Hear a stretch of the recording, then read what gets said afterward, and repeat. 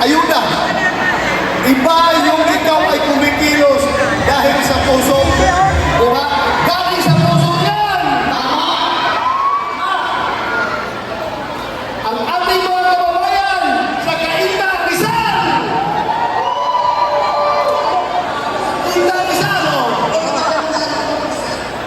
Ang ating mga kababayan sa Capiz, Rojas City. Kumusta kayo dyan? Ayos. Ang ating mga kababayan sa Cebu.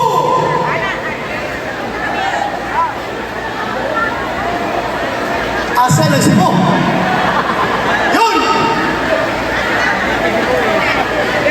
Ang ating mga kababayan sa Agusan.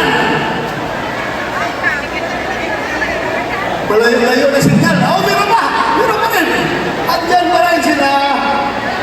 Ang ating mga kababayan sa Ilang, Davao City. Naghana, oy! Oy! Naamoy akap niya? Wala ko! Pure heart yan, pure heart. Pure heart. Yung heart ni Senator Bongo. Pure heart yan, nandito sila. Ayun sa puso talaga.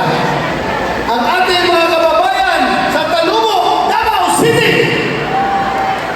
Yun, kadami nila, oh. Ang dami. Ating mga kababayan sa Matanao, Davao del Sur. Ating mga silingan. Oh, mga silingan. Ating mga kababayan sa Plaridel, Misamis Occidental. Yun. Ewan ko lang kung may linya ito ngayon, ha? Misamis Occidental, oh. Ang dami. Ang ating mga kababayan sa Toril, Davao City. May technical problem.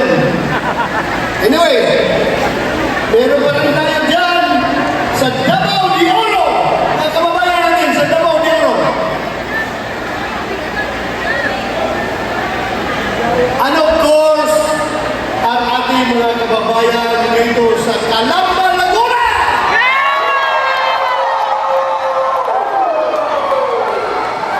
Mga kababayan, maraming salamat. Hindi ko nakahabaan yung ating pananalita. Basta ako, gusto ko lang talaga siguruhin natin.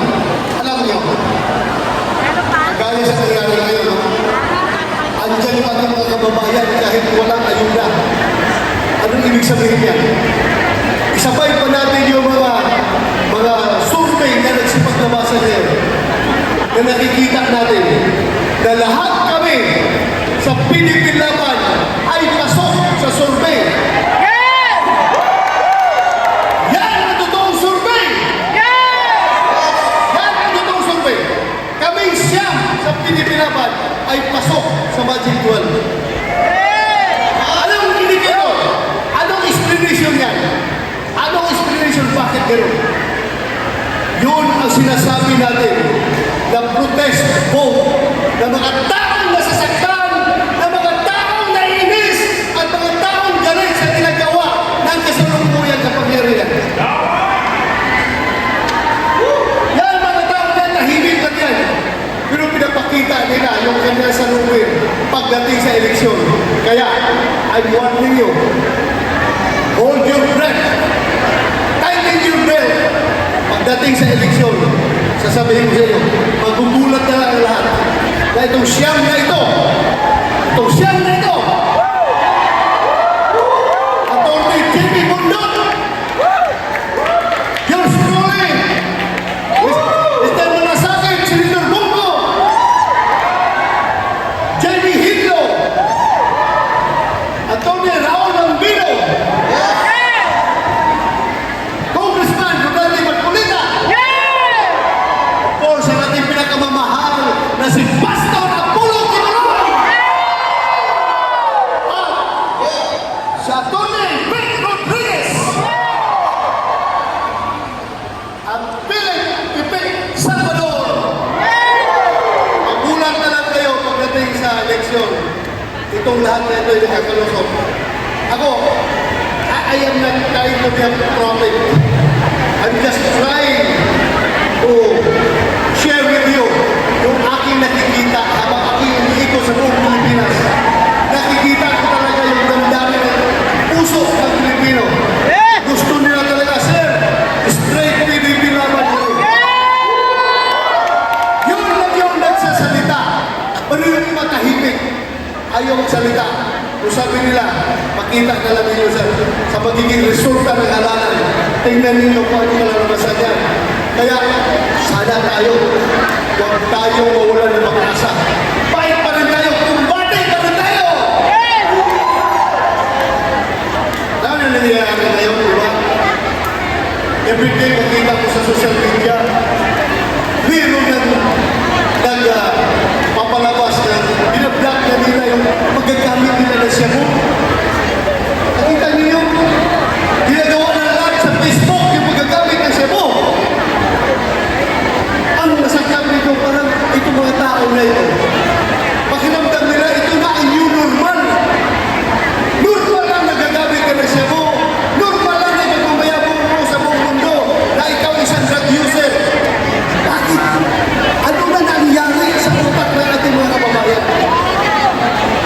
Hahayaan ba natin na magiging ganito na lang palagi? Kaya tayo andito dahil nga sabi natin, ayusin natin ang ating bayan rally. Yan ang purpose sa rally na ito. Ang mahirap dyan, yung ating mga anak, kabataan natin, wala tayong kulkul sa kanila. Sila sige-scan sa social media. At nakikita nila itong mga adik na gumagamit ng Cebu na pinag-propose yung kanilang illegal activity. Anong isipin ng kabataan? Ay, normal lang pala. Ay, sikat ka pala. Kung gagamit ka ng Cebu, kikita ka pa dahil ginagawa mong content sa yung dad yung gamit ng Cebu.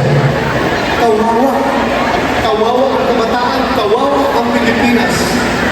Kaya huwag natin hayaan. Alam nyo, itong line-up na siyam ng Pilipinas Laban, wala dito kahit isa gumagamit ng Cebu. I can assure you! Ako'y magpapakitay kung mayroong isa dito na gumagamit ng Cebu o kahit anong klaseng drugs. Ito mga tao na ito, malinis talaga. I can assure you. Kaya tulungan natin ito sila dahil sila ay magiging team na tagapaglinis ng ating bayan. Tutulong sila sa ating kabayan na sa illegal na droga. Siguro mahaba na ang sinasabi. Marami pa kung gusto isumpong sa inyo. Pero sige na lang, next meeting natin. Habaan natin ang iba na nalita.